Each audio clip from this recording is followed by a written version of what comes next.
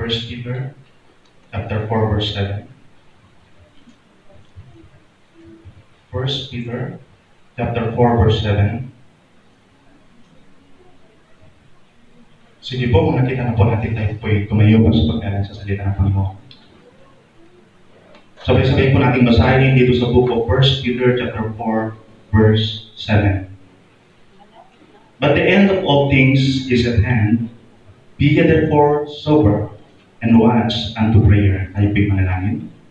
Amang banal kami pinagpupuri at nagpapasalamat sa lahat Panginoon sa pagkakataon muli niyo pong binigay sa amin upang amin pong bulay-bulayin ang iyong salita.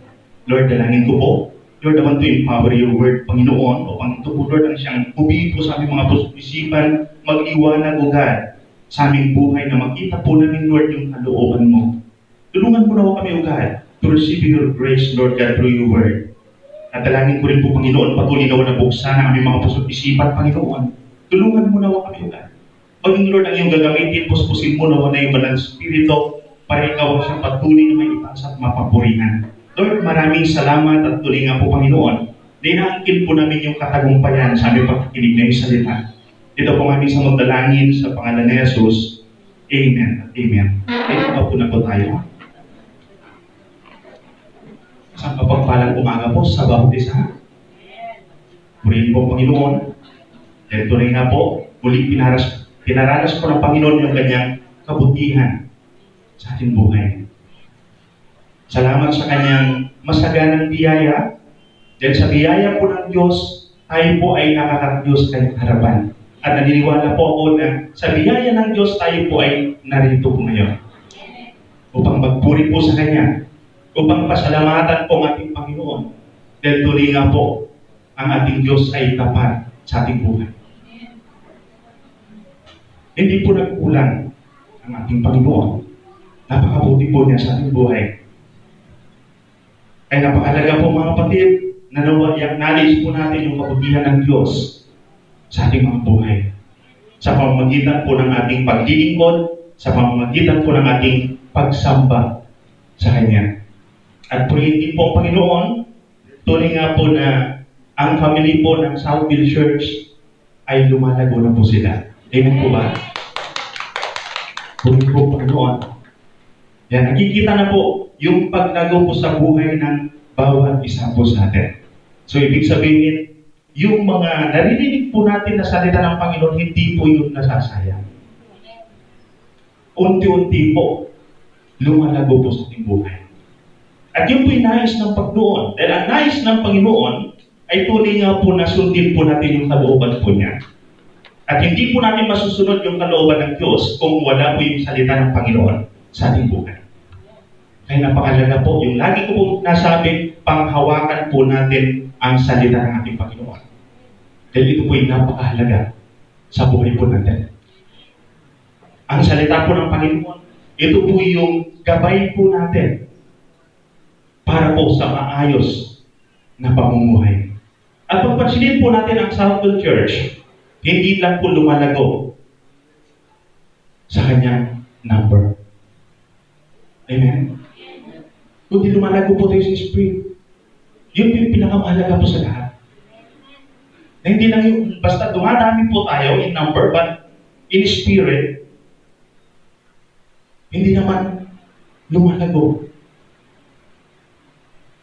Hindi po mahalaga yung tumataba po tayo in our physical body, pero yung spirit po natin, payat na payat, tuyong-tuyo na po. Hindi po. Dahil ang pinakamahalaga sa lahat, lagi po natin alalahanin, ay yung espiritu po natin.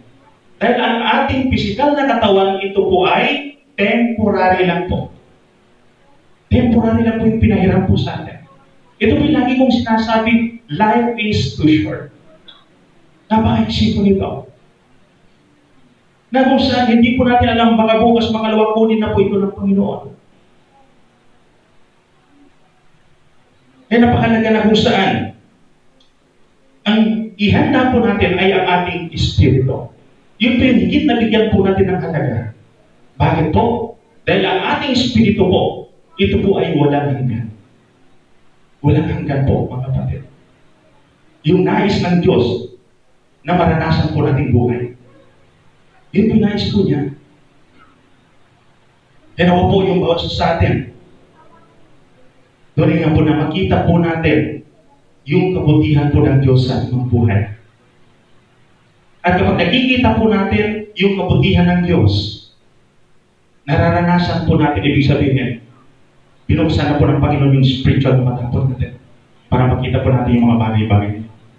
Dahil napakarami po mga tao na kung saan sarado po yung spiritual na mata po nila, na kahit pinagpapala po sila, hindi po nila yung nakikita. Laging problema po yung nakikita po nila. Pero mapalad po tayo kapag nakikita po natin yung kabutihan ng Diyos sa ating buhay. Dahil kapag nakikita po natin yung kabutihan po ng Diyos sa ating buhay, nandun po yung heart po natin to seek God first in our lives. So napakahalaga mga kapatid, na kung saan nawa lahat po tayo makita po natin yung kabutihan ng Diyos sa ating buhay. Dahil ito po yung nagtutulak po sa atin para magpuri, magpasalamat sa ating Panginoon. At kapag nakikita mo, nararanasan mo yung kabutihan ng Diyos sa iyong buhay, nandun yung heart mo na itaas ang Panginoon sa iyong buhay. Nandun po yung heart po natin. Dinidesire po natin o hinangat po natin na magbigay ng papuri sa ating Panginoon. Lagi po natin alalahanin, mga kapatid, ang dahilan kung bakit po tayo tinawag ng Diyos o pinili ng Diyos is to give glory to Him. Yun po yung dahilan, mga kapatid. Kaya sa buhay po natin, huwag po natin itong kalilimutan. Napakahalaga, mga kapatid. Upang sa ganun, hindi po tayo maligaw ng landas. Kaya naman po, yung bawat isa po sa atin, mamuhay po tayo ayon po sa kalooban ng ating Panginoon. At ngayong umaga po ang ating pong pag-aaralan, ang sabi po dito, be watchful. Maging mapagbantay po tayo. Bakit kailangan maging mapagbantay? Ang sabi po sa point number 1, sabi po niya, we are now in the last days. Nasa huling araw na po tayo. Pagpapansinin po natin, yung sinasabi po ng Biblia,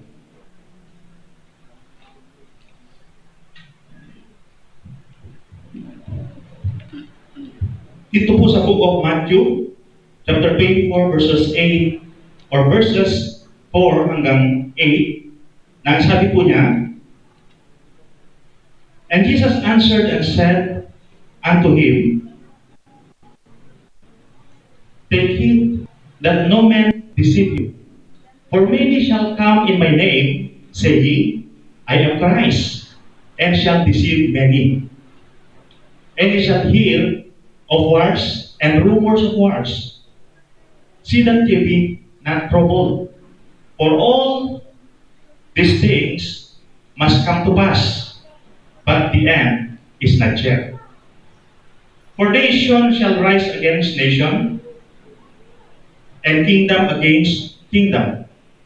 And there shall be famines, and pestilence, and earthquakes in divers places. All these are the beginning of sorrows. Ayun po. So pagpapansinin po natin, itong signs na ibinigay po ni Jesus dito, nagaganap na po ito. Yung mga digmaan, yung alingaw-ngaw patungkol po sa digmaan, nagaganap na po. Yung paglalaban po ng mga bansa. At pagpansinin po natin, maging yung sinasabi po na dito about sa famine, yung taggutom, about sa pestilence, yung salot, na kung saan, sa ating kapanahunan, ito po yung napakatinding salot na dinaranas ngayon ng buong mundo. Itong COVID-19. Dati kapag may salot po sa ating bansa noon, yung bansa lang po natin yung meron. Pero ngayon po, buong mundo. Ito na po yung sinasabi po ng Biblia, mga kapatid. Nagaganap na po. Maging yung mga earthquake, sabi po niya sa iba't ibang lugar. Nagaganap na po lahat. Pero ang sabi po, ng salita po ng Panginoon, hindi pa po ito yung katapusan, kundi ito po yung panimula ng kapighatian. Ito may panimula lang po, mga kapatid. So, ibig sabihin, kapag dumarating na po yung mga signs na sinasabi ng ating Panginoon, ibig sabihin, malapit na po yung pagdating ng ating Panginoon. So, ngayon po, alam po natin na malapit na yung pagdating ng ating Panginoon, anong paghahanda yung ginagawa po natin sa ating sarili? Ano pong paghahanda? Busy-busy po ba tayo sa mga personal po nating bagay? Busy-busy po tayo sa ating mga trabaho, sa ating mga businesses? Mga kapatid, napakahalaga po na kung saan magpaka-busy na po tayo sa gawain ng ating Panginoon. Gamitin na po natin yung buhay po natin para itaas ang Panginoon sa ating buhay. Dahil tunay nga po, ang sabi nga ng Biblia, malapit na.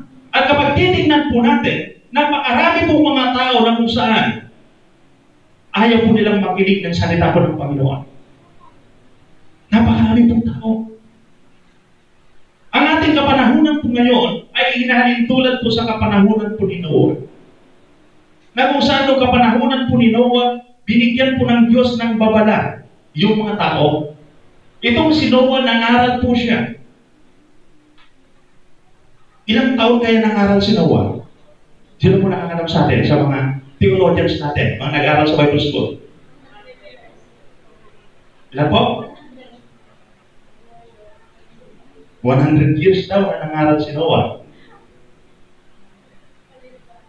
So, pag titignan po natin, yung Ark of Noah, bago po na nagawa po yun, ilang taon?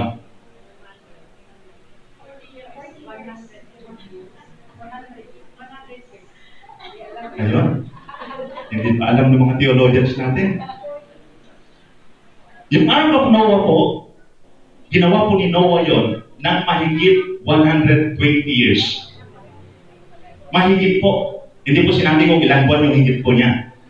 Mahigit 120 years na ginawa. So, pagpagsinin po natin, habang ginagawa po ni Noah yon, nangangaral po siya ng salita ng Panginoon. Ibig sabihin, 120 years na nangangaral po itong si Noah. Pero dahil sa matigas po yung ulo ng mga tao sa kanyang kapanahunan, hindi po sila nakinig. Dahil hindi po sila naniniwala sa sinasabi ni Noah. Nung time po, yung sabi po ng Biblia, ang ginagawa po ng mga tao sa panahon iyon ay nag-aasawa, nag-iinuman, nagsasaya sa kanilang mga buhay. Nag-i-enjoy po sila. Hanggang si Noah ay pumasok na po doon sa ark at dumating na po yung baha. Alam niyo po, lahat ng mga tao na hindi po naniwala sa salita po ni Noah na sinabi ng Panginoon, lahat po sila ay namatay. Yung nabuhay lang po yung pamilya po ni Noah.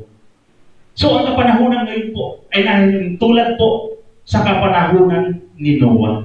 Kaya nawa po, yung mga tao na nasa paligid po natin, mabuksan po kanilang mga puso't isipan na makita po nila na ang higit po nilang kailangan ay hindi po yung mga material na bagay dito sa mundo, kundi ang ating Panginoon.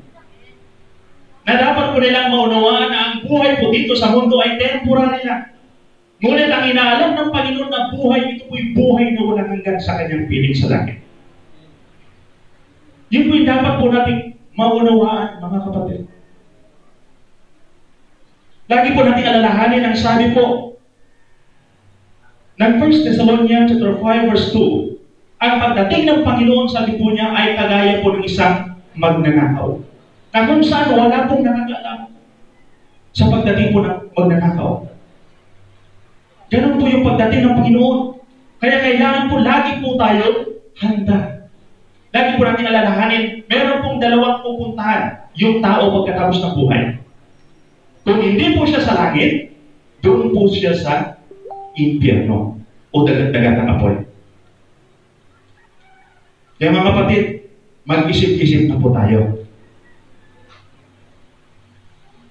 Pag-isipan po natin maigi, hindi po ito biro-biro, mga kapatid. Hindi po ito biro-biro, lagi po natin alalahanin.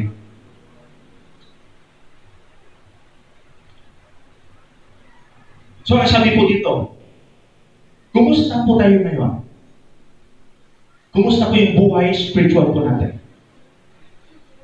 Binibigyan po natin ng pansin yung buhay spiritual natin. o yung higit po natin binibigyan ng pansin ay yung physical na buhay po natin. Ipinapakita po ng salita ng Panginoon na ang higit na mahalaga sa lahat ay yung buhay spiritual po natin. At kapag binibigyan mo ng halaga ang buhay mong spiritual, magsaliksik ka sa kanyang salita. Saliksikin po natin yung kasulatan. Basahin po natin yung salita po ng ating Panginoon. At sundin po natin kung ano ang inuutos sa atin ng ating Panginoon. Dahil kapag hindi po natin sinunod, tayo po ay mapapahamak. Kaya nawa po sundin po natin. Lagi po natin alalahanin. Yung sabi po ng 1 Peter chapter 5 verse 8, ang sabi po niya, kung si Satanas, ay kagaya po siya ng leon na umaatungal. Umaligid po siya at naghahanap ng sila. Yun po si Satanas. Kapag titignan po natin itong si Satanas, double time po siya. Bakit? Kasi malapit na po yung kanyang panahon na itatapon po siya doon sa dagat-dagatang apoy. At sinasabi ko rin po ito sa bawat isa po sa atin. Ang dagat-dagatang apoy ay huwag po nating isipin na ito po ay kaharian ni Satanas. Dahil meron po akong napanood sa Facebook na sabi doon, kaharian daw ni Satanas yung impyerno. Siya daw yung naghahari doon. Kaya yung mga tao na susunog, siya naman yung lipad ng lipad. Napanood niyo po yung ganon? Kasi kaharian daw niya yung impyerno. Hindi po totoo yun, mga kapatid. Dahil ang impyerno, doon po parurusahan si Satanas na kasama ng mga kampon po niya. Kasama po yung mga tao na sumusunod po sa kanya. Kaparusahan po yung impyerno, mga kapatid. Hindi po kaharian ni Satanas. Dapat po, hindi po tayo malinlang sa mga bagay na yun. Kasi minsan yung mga pinapalabas po nila, taliwas na po doon sa nakasulat sa salita po ng ating Panginoon. At ganoon din po, pagpapansinin po natin, yung sabi po ng John 10:10, na parito ang magnanakaw para magnakaw, pumatay, at mangwasak. At sino po yung tinutukoy na magnanakaw? Ito pong si Satanas. Siya po yung magnanakaw, ano po yung ninanakaw po niya? Yung kagalakan po natin, yung kapayapaan po natin para mag-alala po tayo, matakot po tayo. Yun po yung tinatanggal po ni Satanas. Kasi ayaw po ni Satanas na mag-enjoy po tayo sa buhay. At ang sabi po niya, hindi lang po magnakaw, kundi po matay. Ano po yung papatayin ni Satanas? Yung espiritu po natin. Ibig sabihin, itong si Satanas, gumagawa po siya ng kaparaanan para ilayo po tayo sa Panginoon. Yun po yung ginagawa po ni Satanas. Para wasakin po tayo, ibig sabihin, para dalhin po tayo doon sa dagat-dagatang apoy. Yun po yung layunin ni Satanas. Kaya naman po, maging aware po yung bawat isa po sa atin. At lagi din po natin alalahanin, itong si Satanas, patuloy at patuloy po siyang naghahanap ng butas sa buhay ng tao para makapasok po siya. Ibig sabihin, tinitingnan po niya kung ano po yung kahinaan po natin. Kapag nakita niya na mainitin yung ulo mo, yan yung laging sinusundot. Maraming makukulit na ina-attack sa'yo para uminit yung ulo mo lalo. At kapag uminit naman yung ulo mo, lagi kang galit. Tama? Sino po dito yung laging galit? So, ibig sabihin, pag lagi kang galit, lagi kang sinusundot ni Satanas. Kapag lagi kang nagagalit. Kasi nakikita ni Satanas po yung kahinaan po natin. At kapag nakita po niya yun po yung laging ginagawa sa iyo. So, ganun din po. Kapag ang isang tao, meron po siyang tinatawag na pagkasakim. Gusto niyang angkinin yung pag-aari ng kanyang kapwa. Yun po yung ginagawa po ng mga nagsusugal. Na kahit Kristiyano, nakatanggap na sa Panginoon, pag narinig niya yung ano-ano, nako, parang nasisilian na yung puwet. Hindi na alam kung ano yung gagawin niya. Tumanggap na ako sa Panginoon, anak ako ng Diyos eh. Pero, naguguluhan na siya kapag narinig niya yung alog-alog. Yung mga mahihilig po magbingko dyan. Di ba? Bakit? Kasi alam ni Satanas kung ano yung kahinaan mo. Ano kayang bingko? Maunawaan siguro ako ng Panginoon, baka mananalo ako ngayon eh. Di ba? Ganun tayo minsan eh. Iniisip pa natin na maunawaan tayo ng Panginoon. Pero ang tanong, inunawa mo ba ang Panginoon? Dapat hindi po tayo yung nagpapaunawa. Unawain po natin ano ba yung kalooban ng Panginoon. Yung unawain po natin para makapagbigay po tayo ng papuri sa ating Panginoon. Napakalaga po yun mga kapatid. At yung ibang naman, ninanakaw na lang. Kung ano yung gusto po nila, awin na lang. Hindi po ganun. So yung mga bagay na yung kasalanan po ito sa paningin ng ating Panginoon. At lagi po natin alalahanin, ano po ba yung kabayaran po ng kasalanan? Ang sabi po ng Biblia, ang kabayaran ng kasalanan ay kamatayan. Pero ang tinutukoy po ng Biblia na kabayaran ng kasalanan ay hindi yung kamatayan ng pisikal na katawan, kundi yung pagpunta ng tao sa dagat-dagatang apoy. At kapag sinabi mo yung kasalanan, hindi sinasabi na maliit lang yung kasalanan mo kapag piso lang yung kinuha mo sa bulsa ni nanay mo. Hindi sinasabing maliit lang. Sinasabi ba ng Biblia na kapag maliit yung kasalanan mo, wala kang parusa? Hindi po. Maliit man o malaki, ang iyong kasalanan, iisa po yung kaparusahan. Yun po, yung pagpunta mo sa dagat-dagatang apoy. Yun po yung kaparusahan. Kaya nawa po maging aware po tayo sa bagay nito. At ganoon din po, kapag nakita po ni Satanas yung kahinaan mo na seryosa ka pala, gawin niya ngayon sa asawa mo, laging late sa pag-uwi. Kapag laging late yung asawa, ano naman nangyayari? Galit na galit naman si Mrs. Di ba? Minsan nag-iisip na po ng negatibo yan, ay baka nadaan pa doon sa chicks niya. Ganon tayo minsan. Kasi alam mo, sinasakyan mo ni Satanas niya kung ano yung iniisip mo. Lalong inuod yung karga niya. Hanggang sa mag-aaway na lang kayo. O halimbawa, nakakita ka ng isang regalo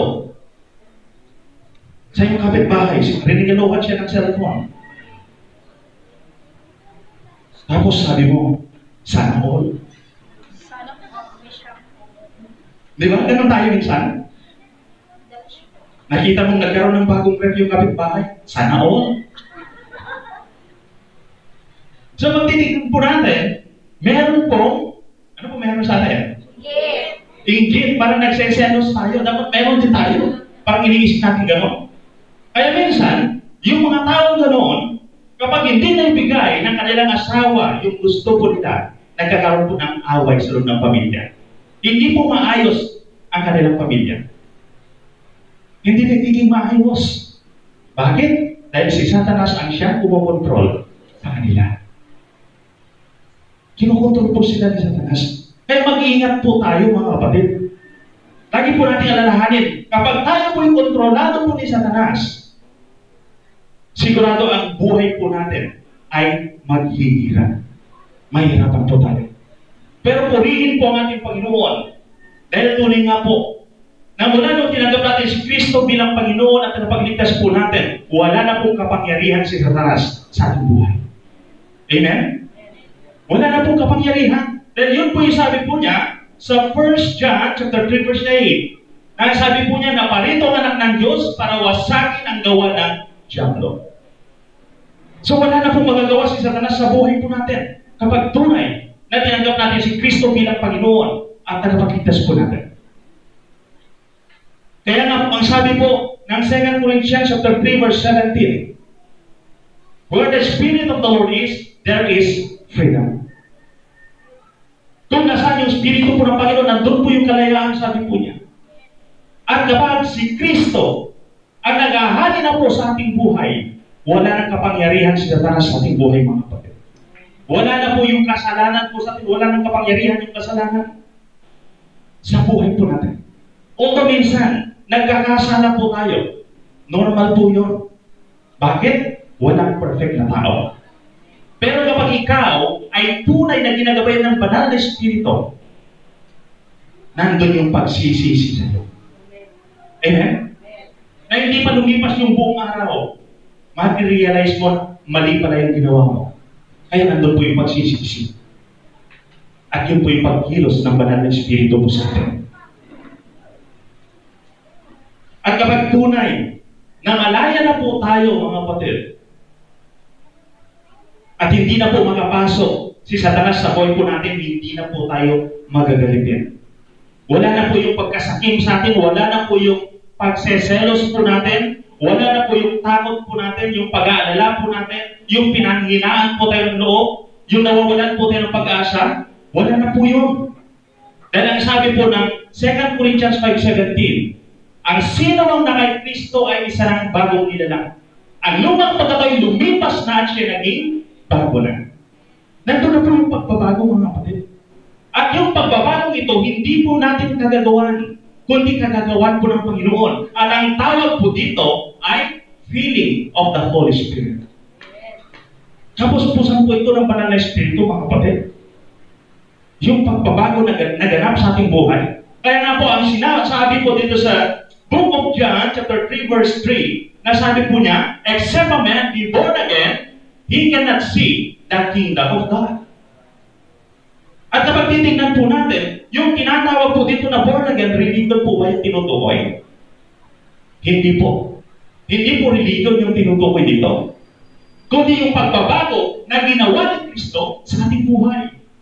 Yun po yung tinutukoy po niya. Kaya ang sabi po niya, except a man be born again, he cannot see the kingdom of God. Ibig sabihin, kapag hindi nabago ang iyong buhay, hindi mo makikita ang kaharian ng Diyos. Ang ibig sabihin, hindi ka makakapasok sa kaharian ng Diyos. Yun po yung katotohanan, mga kapatid. Kaya nawa po, maunawaan po natin. Huwag po natin sabihin, sumasampalataya naman ako sa Panginoon. Matagal na akong Kristiyano. Pero hanggang ngayon, wala pa rin pagbabago sa buhay mo. Sa palagay mo makakapasok ka sa kanyang kaharian. Hindi ka makakapasok. Then yun po yung sabi po ng salita ng Panginoon. Except a man be born again, he cannot see the kingdom of God. Kaya napakalaga, mga kapatid, yung pagbabago at yung pagbabago sa buhay po natin, yun yung ebidensya na ang Espiritu ng Panginoon, siya na po yung namumuhay sa atin at siya na po yung gumagabay sa ating buhay. Yun po yung katunayan, mga kapatid. Hindi po pwedeng sabihin, born again na ako, pero hanggang ngayon, walang pagbabago sa iyo. Hindi po gano'n. Pag sinabing born again, nandun po yung pagbabago sa iyong buhay. Kaya nawa pumunawaan po ng bawat isa sa atin yung bagay nito. At kapag meron po tayong pananampalataya, ang pagbabago ay magaganap sa ating buhay. At kapag naganap yung pagbabago sa ating buhay, we are willing to sacrifice for the glory of God. Handa po tayong magsakripisyo. Na hindi po natin iniisip lagi yung pansarili po natin. Kundi iniisip po natin kung paano po natin itaas at papurihan ang Panginoon sa ating buhay. Yun po yung may tunay na pananampalataya. At kapag meron kang tunay na pananampalataya, hinahangad mo na makapasok ka sa kanyang kaharian. Amen? Yun po yung hangarin po ng lahat ng mananampalataya. At ang iyong kagalakan ay papurihan, pagtingkuran, at itaas ang Panginoon sa iyong buhay. Yun po yung kagalakan mo. Hindi yung kagalakan mo yung sirain yung buhay ng may buhay. O ipagchismis yung tao sa paligid mo. Hindi po yun. Kundi ang kagalakan mo ay itaas ng Panginoon sa iyong buhay. Yun po yung tunay na merong pananampalataya. So nawa po, ang salita po ng Panginoon ay tunay na pumasok po sa ating puso. Upang sa ganon, hindi po tayo maninlang, ninuman. At upang sa ganon, magkaroon po tayo ng katagumpayan sa ating mga buhay. Purihin po ang ating Panginoon. At sa point number 2, be serious to serve God. Pagpansinin po natin, napakarami po mga sinasabing lingkod ng Panginoon, hindi po seryoso sa paglilingkod sa Panginoon. Maging seryoso po tayo mga kapatid sa paglilingkod. Bakit? Dahil ang sabi po ng salita ng Panginoon, malapit na ang pagdating ng ating Panginoon. Maging seryoso po tayo sa paglilingkod po natin. So kailangan po natin magkaroon ng matatag na pananampalataya sa ating Panginoon. At kapag matatag yung pananampalataya po natin, nandun yung pagtitiwala po natin sa ating Panginoon. Nakagaya po ng sabi po dito sa book of Proverbs chapter 3, verses 5 and 6. Na nasabi po niya, trust in the Lord with all thy heart and lean not unto thy own understanding. In all thy ways acknowledge Him, and He shall direct thy path. Mga kapatid, napakalaga po. Isang katunayan na meron kang pananampalataya kapag ikaw ay nagtiwala sa ating Panginoon. At kapag ikaw ay titiwala sa Panginoon, ibig sabihin gumagawa ka kung ano yung sinasabi sa iyo ng Panginoon. Lagi po natin alalahanin ang sabi po ng James chapter 2 verse 17. Faith without work is death. Patay po siya. Kapag ang pananampalataya ay wala pong gawa. Ibig sabihin, hindi po totoo ang ating pananampalataya kapag hindi po tayo gumagawa, mga kapatid. So, pangalawa po dito, sa be serious to serve God, love the Lord. At pagpansinin po natin yung love the Lord, ito po ay utos po ng ating Panginoon na mahalin po siya. At ganoon din po yung sabi po ni Jesus dito sa book of Matthew chapter 22 verse 37, na sabi po niya, Jesus said to him, you shall love the Lord thy God with all your heart, with all your soul, and with all your mind. Ibig sabihin, ang nais po ng Diyos ay mahalin po natin siya ng lubusan, ng buong pagkatao po natin. At kapag mahal po natin ang Panginoon, ano po yung gagawin po natin? Bibigyan po natin ng kalungkutan? Hindi po. Sino po dito yung nagmamahal po na gusto po niya nasasaktan ng kahit mahal? Sino po dito? Meron po ba? Kapag mahal mo ang Panginoon, paglilingkuran mo ang Panginoon. Amen? Amen. Yun po yung katunayan, mahal mo yung Panginoon. Kaya nga po, yung mga asawa po natin, dahil mahal po natin yung asawa po natin, pinaglilingkuran po natin sila. Nandun po yung paglilingkod po natin. Bakit? Dahil meron pong pagmamahal. So, ganun din po sa ating Panginoon, mga kapatid.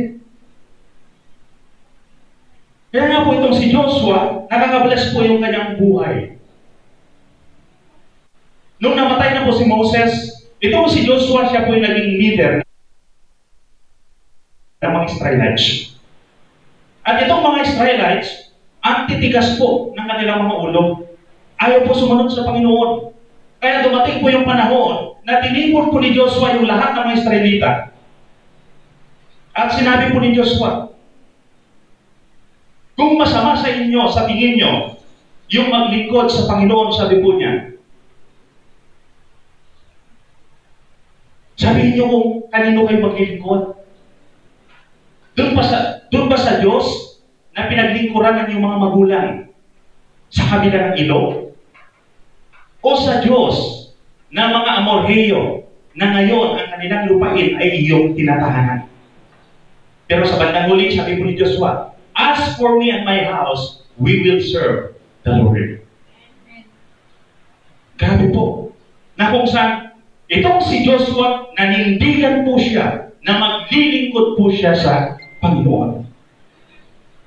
So, ibig sabihin, kilala po niya ang Panginoon at nandun po yung tinatawag na pagmamahal po niya sa Panginoon. Hindi po niya iiwan ang Panginoon sa kanyang buhay. At kung din po, nawa yung bawat isa po sa atin. Yung sabi nga po sa John chapter 12 verse 26, na kung saan, kung mahal po natin ang Panginoon, dapat sumunod po tayo sa ating Panginoon. Sundin po natin kung ano yung pinag-uutos po ng ating Panginoon. At kung mahal po natin ang Panginoon, dapat meron po tayong pasasalamat na ginagawa sa ating Panginoon. magpasalamat sa Panginoon? Napakalaga po yun. At kapag nagpapasalamat ka, sapat na po ba yung sabihin mo, salamat Panginoon? Sapat na po ba yun? Sa Old Testament, meron pong tinatawag na Thanksgiving offering. Tama po? Na kapag nagpasalamat po sila sa Panginoon, meron po silang offering. Tama po? May Thanksgiving offering na tinatawag. At ganoon din po dapat sa buhay ng bawat isa po sa atin. Meron po tayong tinatawag na Thanksgiving offering sa ating Panginoon. Bakit kailangan magpasalamat po tayo sa Panginoon? Dahil tayo po ay linikha po ng ating Panginoon. Dahil tayo po ay niligtas po ng ating Panginoon. Sa kabila ng ating mga pagkukulang, hindi naman po tayo worthy na magkaroon ng kaligtasan.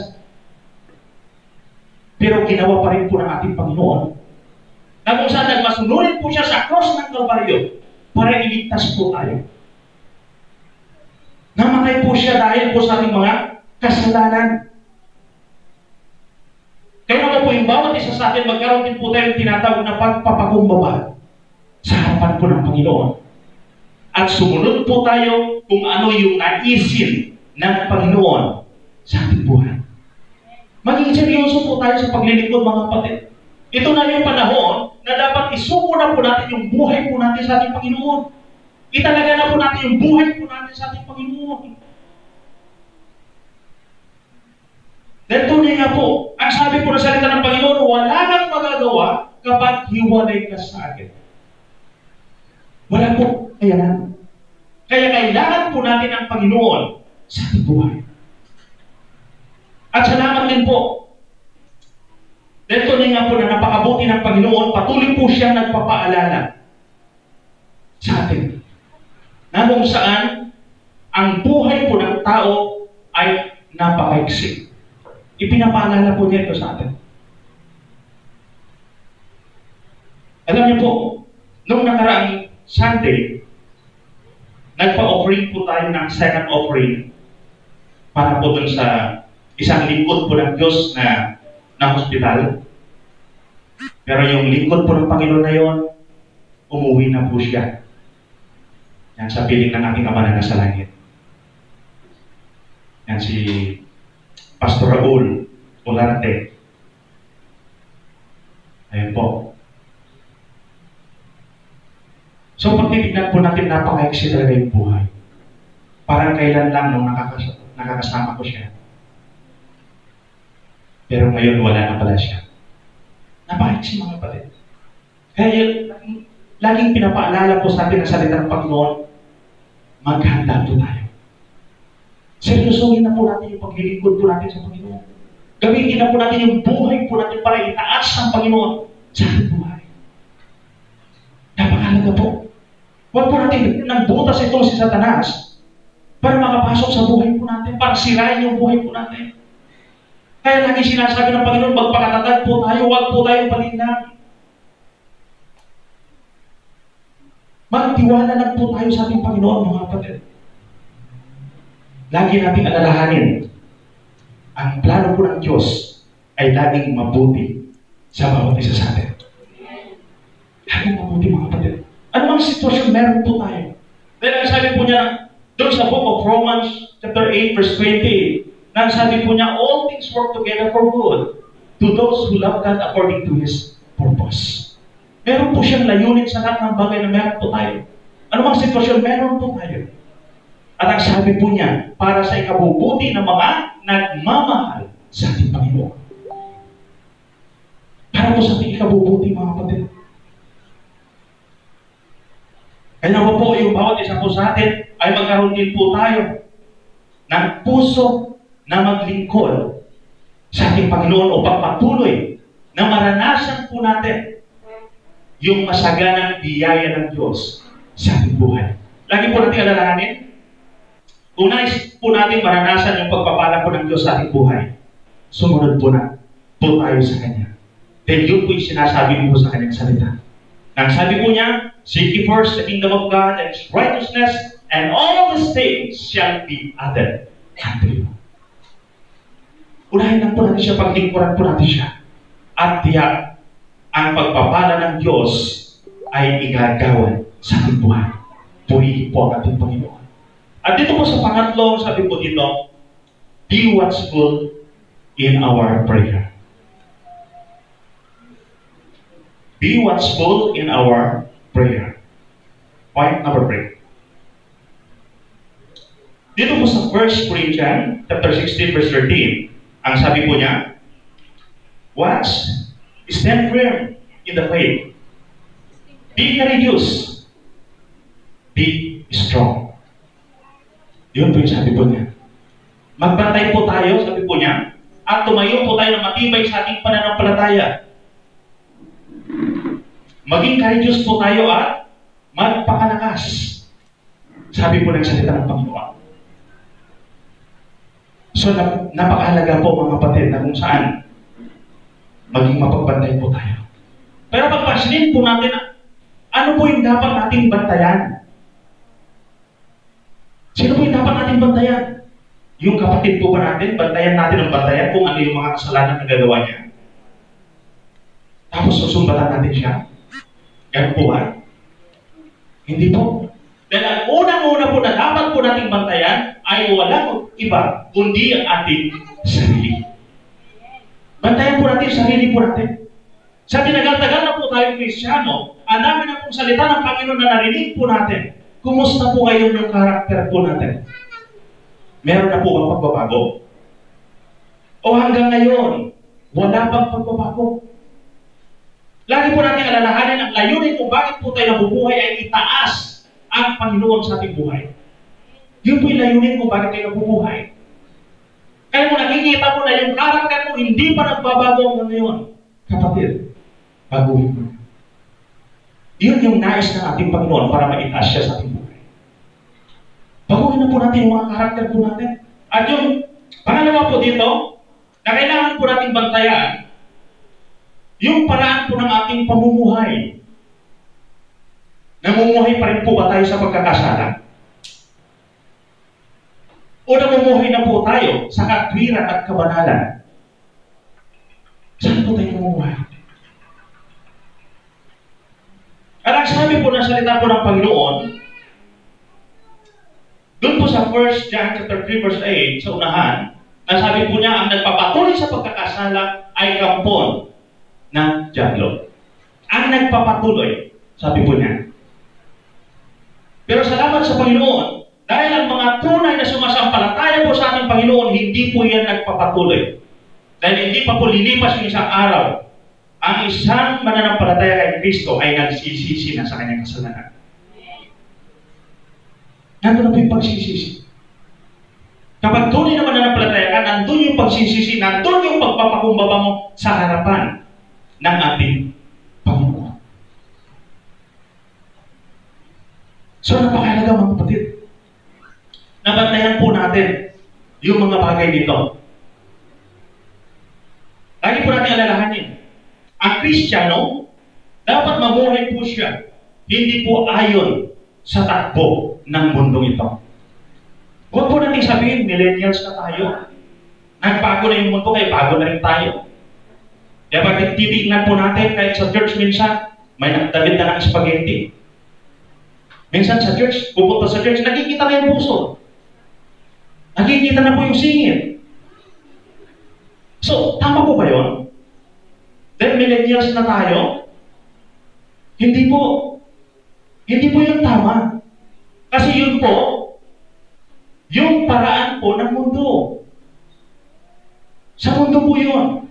Kaya nga po, ang salita po ng Panginoon, ang sabi po niya, huwag kang magipamatok sa sanlibutan ito. Huwag kang magipamatok, sabi po niya. Sabi nga po sa English, yung sabi po niya na sa Romans chapter 12 verse 2, na sabi po niya, do not conform to this world, but be transformed by renewing of your mind, that you may prove what is the good and acceptable and perfect will of God. So napakahalaga po mga kapatid, na maunawaan po natin yung mga bagay dito.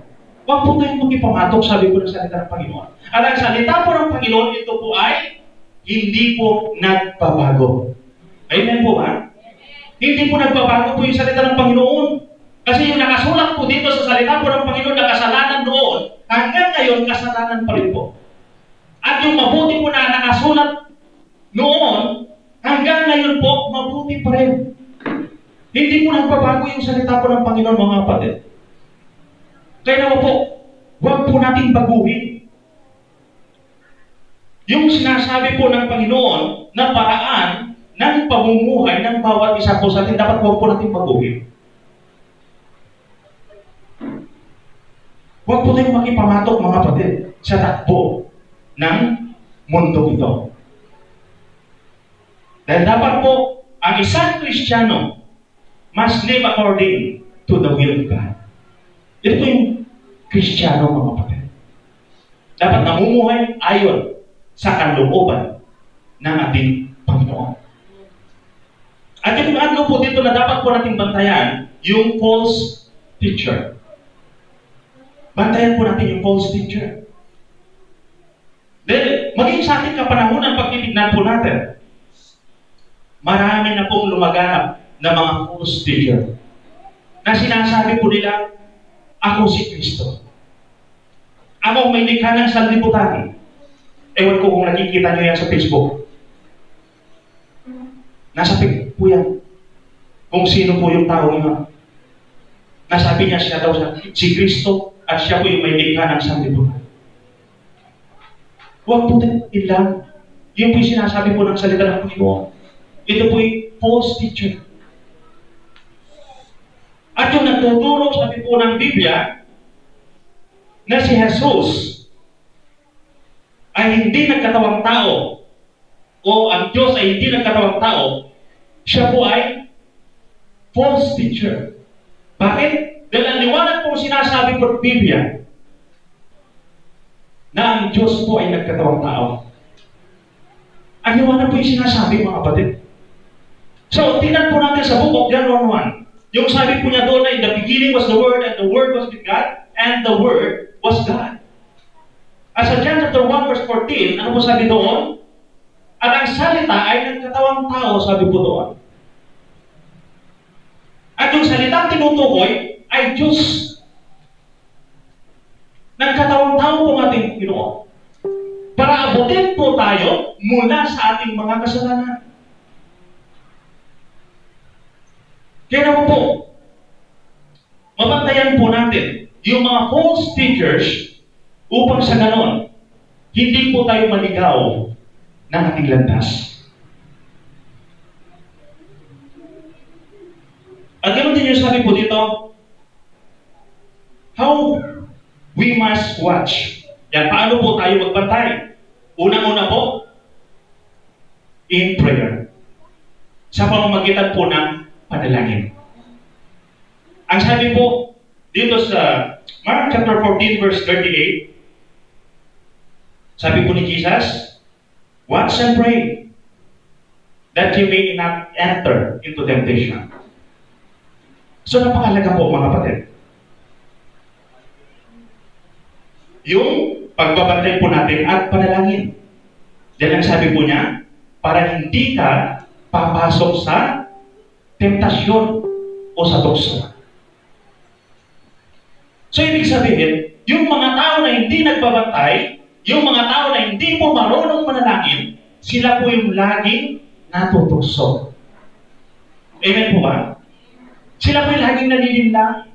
Bakit? Dahil wala po yung gabay ng banal na espiritu sa kanila. Lagi po natin alalahanin yung sabi po dito sa salita po ng Panginoon. Nasabi po niya, watch and pray that you may not enter into temptation. For the spirit is willing, sabi po niya, but the flesh is weak. Mahina po ang ating laman. Kaya napakalaga, mga kapatid, nawa po maging mapanalangin yung bawat isa po sa atin. At ganoon pa man, mga kapatid, napakalaga po sa buhay po natin. Kung nais po natin maayos yung buhay po natin, bilang Kristiyano, maging mapagbantay po tayo at maging mapanalanginin po tayo. Dahil kapag tunay na meron kang pananampalataya, dapat nandun din po yung pagtitiwala mo sa Panginoon. At kapag ikaw ay nagtitiwala sa Panginoon, mananalangin ka sa Panginoon. Nandun po yung pananalangin mo kapag nandun po yung tiwala mo sa ating Panginoon. At kapag isinuko mo na yung buhay mo sa ating Panginoon, nandun din po yung pananalangin. Ina-acknowledge mo na wala kang kaya na. So, mahalaga ito mga kapatid.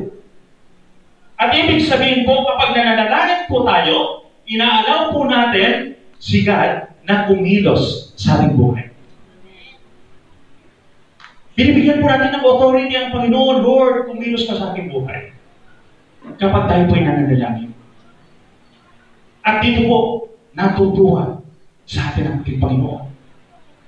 Natutuwa po siya kapag binibigyan po natin siya ng pagkakataon na makakilos sa ating buhay. So kung nais po natin maranasan yung payapa at masayang buhay, mga kapatid, napakalaga po yung bagay nito. Maging mapagbantay po tayo. Maging mapanalanginin upang sa ganon, hindi po tayo malinlang ng ating kaaway. Amen? Purihin po ang ating Panginoon. At dito po sa ating conclusion,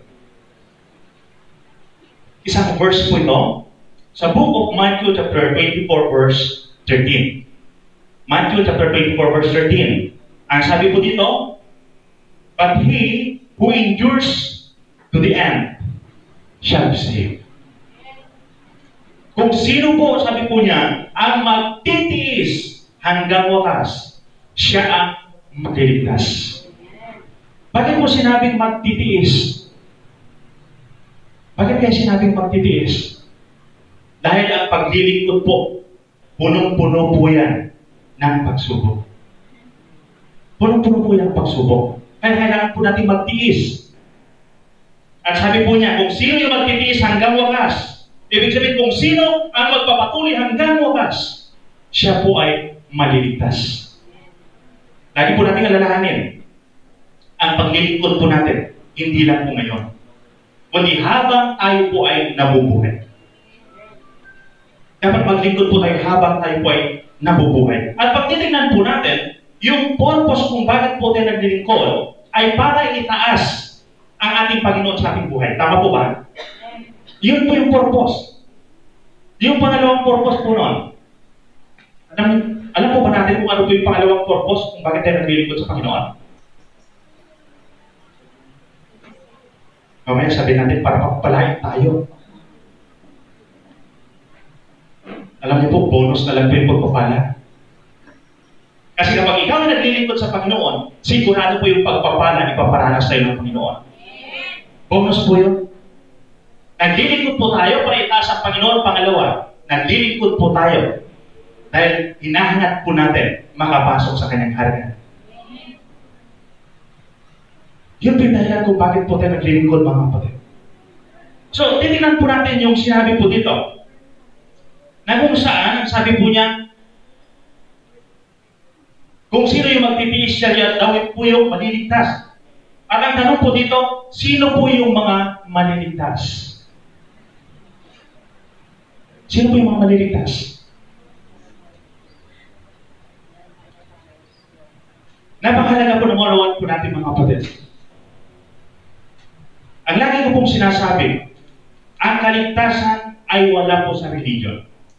Ang kaligtasan wala po sa mga mabubuting gawa, kundi ang kaligtasan ay nasa Panginoon. Nasa Kanya po yung kaligtasan. Sa pamamagitan po ng ating pananampalataya. Kaya sino po yung maliligtas? Ang mga maliligtas po ay yung mga tao na tumanggap at nanalig sa ating Panginoon. Kasi ang sabi po ng John 12 sa lahat, nang nanalig at tumanggap sa Kanya, ay pinagkalooban ng karapatan na maging anak ng Diyos.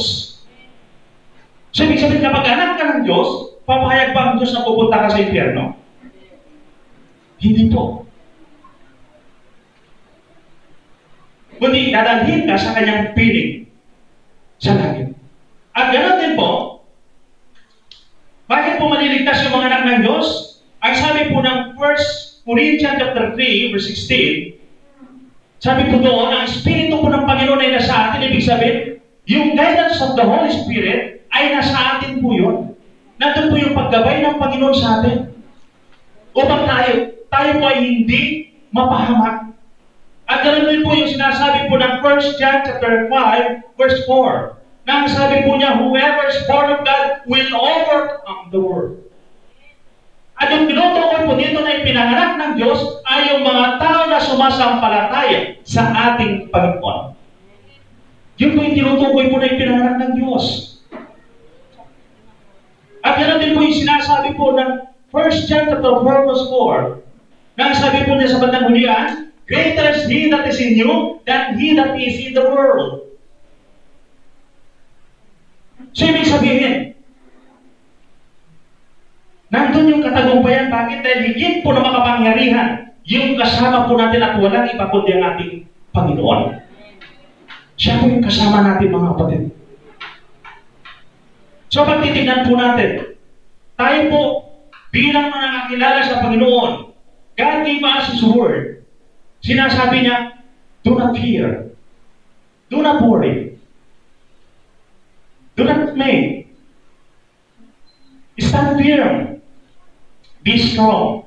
Don't be still. Ito yung sinasabi po sa atin ng ating Panginoon. Pero bakit napakarami po mga Kristiyano na kung saan hanggang ngayon, hindi po nila kilala ng lubusan kung sino ang Panginoon sa kanilang buhay. Napakarami po. Hindi po nila kilala ng lubusan ang Panginoon sa kanilang mga buhay. Kaya maraming mga Kristiyano na kung saan walang pananampalataya hanggang ngayon. At kapag wala kang pananampalataya, pagdating ng maliit na pagsubok sa iyong buhay, bagsak ka na. Hinang-hina ka na, hindi mo na alam kung ano yung gagawin mo. At ganoon din po maraming mga Kristiyano na kung saan hanggang ngayon ang liliit po ng kanilang pananampalataya.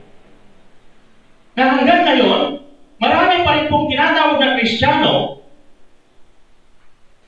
na kung saan hindi pa rin po nila pinaniniwalaan yung salita ng ating Panginoon. Dito po sa Book of John, chapter 11, verse 40, ang sabi po niya, if you believe, you will see the glory of God.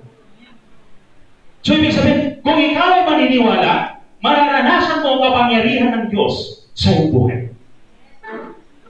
Ano bang kalagayan meron ka?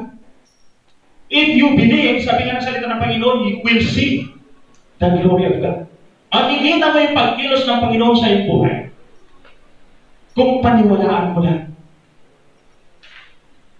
Napakalaga po mga kapatid.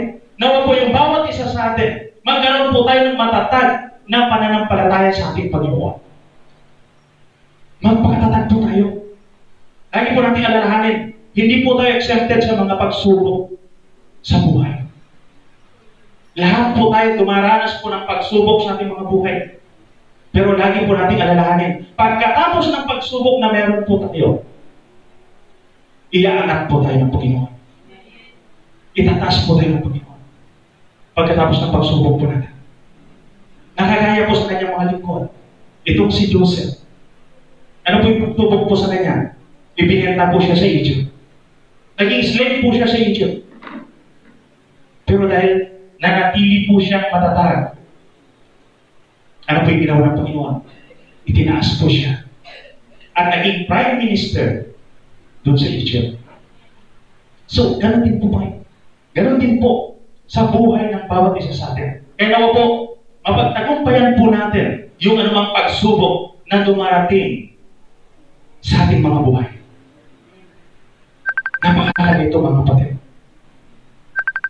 Para hindi po tayo mahirapan sa ating buhay, panghawakan po natin yung salita po ng Panginoon. Magpagabay po tayo sa ating Panginoon. At kapag sinasabi po natin na sumasampalataya po tayo sa Panginoon, ibig sabihin dapat naniniwala po tayo sa Panginoon. Dapat nagtitiwala po tayo sa Panginoon. Dapat nandun po yung pagsunod po natin sa Panginoon. Dapat nandun po yung handa po tayo magsakripisyo para itaas ng Panginoon sa ating buhay. Hindi po kagaya ng iba na sinasabi, kayo lang ba yung lingkod ng Panginoon? Kayo lang ba yung nananampalataya sa Panginoon? Pero kapag tignan po natin yung buhay po nila, wala po silang ginagawa para itaas ng Panginoon sa kanilang buhay. So tayo po, bilang mga mananampalataya, bilang katunayan po na tayo sumasampalataya sa ating Panginoon, gumawa po tayo ng katunayan para itaas ng Panginoon sa ating buhay. Dahil yun po'y nais ng Panginoon sa bawat isa po sa atin. At ganoon din ang sabi po dito, if you believe in God, believe in His Word. Marami po mga mananampalataya na naniniwala daw sa Diyos, ayaw maniwala sa salita ng Diyos. And if you trust God, trust His Word. Magtiwala ka sa Kanyang salita. Kapag sinabi niya, pagtiwalaan mo yun. Huwag mo nang problemahin kung ano ba yun. Then, alam na ng Panginoon yun. Kaya niyang gawin kung ano yung sinabi niya sa Kanyang salita. Kaya gawin ng Panginoon. Bakit? Dahil ang sabi po ng salita ng Panginoon, nothing is impossible with God. Wala pong imposible sa Panginoon. Kaya kung ano yung sinabi niya, paniwalaan mo lang. Huwag mo nang problemahin. Problema na po yan ng Panginoon. Amen? Siya mo nagsabi, tapat po siya. Kung tapat po siya, gagawin po niya yun. Dahil sinabi po niya. Kaya huwag natin problemahin po yung salita po ng Panginoon. Magtiwala lang po tayo sa Kanya. If you obey God, sabi po dito, obey His Word. Huwag natin sabihin, sumusunod ako sa Panginoon eh. Pero kapag narinig mo yung salita ng Panginoon, ay hindi para sa akin to eh, para kay sister ko. Di ba? Minsan umiiwas tayo eh. Kahit tayo na yung nasasakol, umiiwas po tayo. Pero alam niyo po ba, na kapag meron pong word, na kung saan parang sumagi po sa ating puso, hindi po yung word para sa inyong katabi. Yun po yung word ni Lord sa iyo. Yun po yung salita ng Panginoon sa iyo. Bakit? Dahil meron po siyang nais baguhin sa iyong buhay. Kaya angkinin po natin yun, kunin po natin, tanggapin po natin kung ano man yung sinasabi ng Panginoon. Masakit man, huwag po natin iwasan. Dahil tunay nga po, masakit talaga yung salita ng Panginoon. Kasi ang sabi po ng salita ng Panginoon, ang salita ng Panginoon ay kagaya po ng tabang na magkabila po yung alin. Double blade po siya. Kaya masakit po yan kapag tumama. Pero pag ikaw ay tunay na mananampalataya, tatanggapin mo yan. At kapag tinanggap mo yan, maging pagpapala sa iyo yan. Magpapapala po sa atin kapag tinanggap po natin. So, ibig sabihin, kapag meron po tayong tunay na pananampalataya, whatever happen, we will take the risk. Handa po tayong magsakripisyo.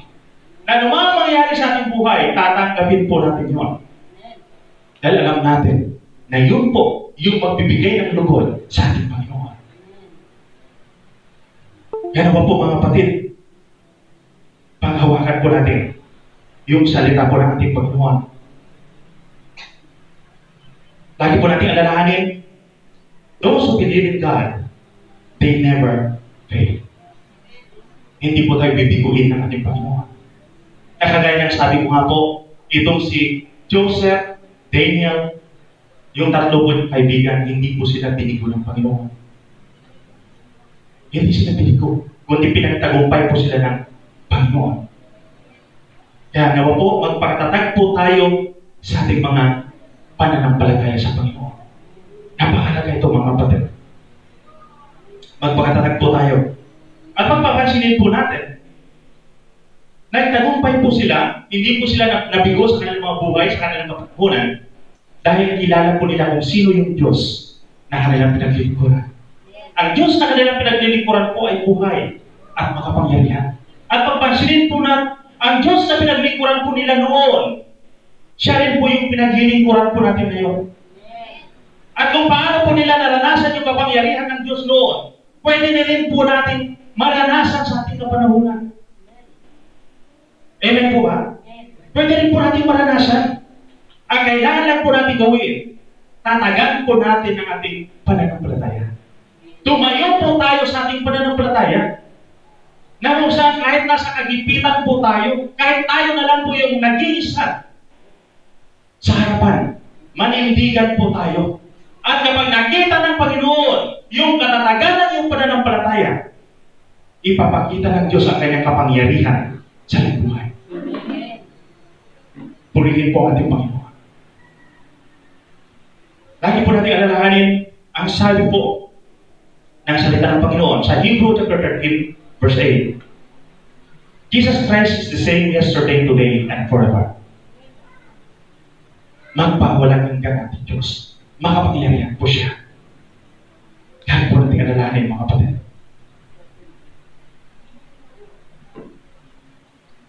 Patuloy na kung saan panghawakan po natin yung salita ng Panginoon, magpakatatag po tayo, huwag po tayong matakot kung ano po yung kahinatnan ng ating paglilingkod.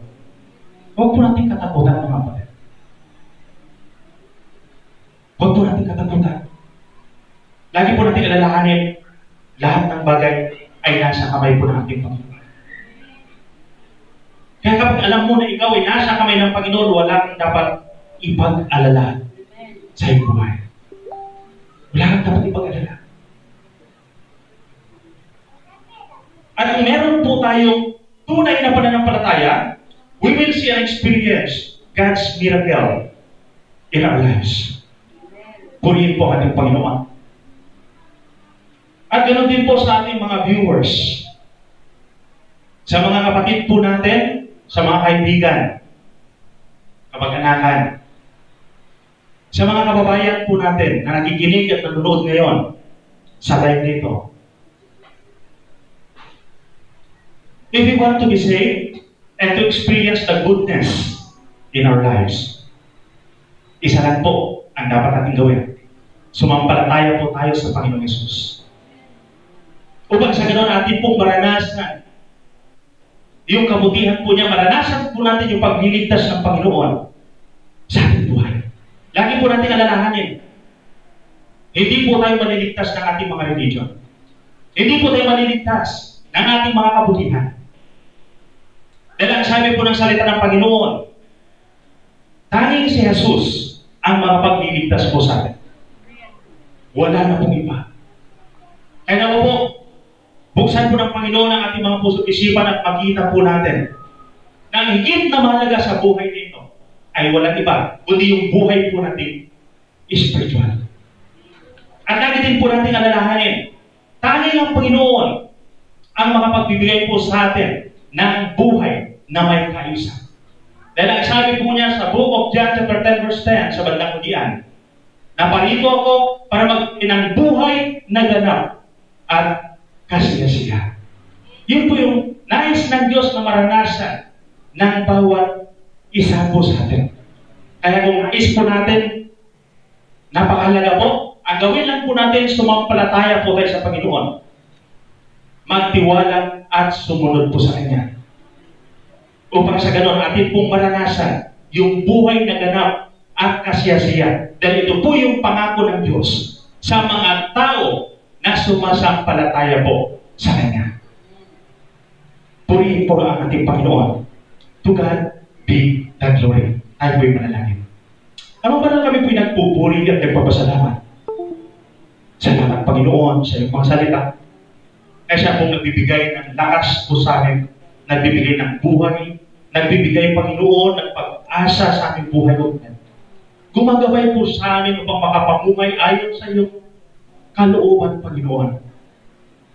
Maraming salamat po, God. Dalangin ko po, Panginoon, na lahat na walang nakarinig dito, God, itanim mo sa kanilang mga puso at isipan. Patuloy na o, God, na bigyan sila ng pananampalataya at puso na maglingkod sa inyo, Panginoon, upang makapagbigay ng papuri sa inyo. Dahil ito, Panginoon, yung dahilan kung bakit kami nabubuhay. Lord, maraming salamat at tuloy nga po na itinataas at pinagkakatiwala po namin sa inyo lahat. At ito po kami sa magdalangin sa pangalan ni Jesus. Amen at amen.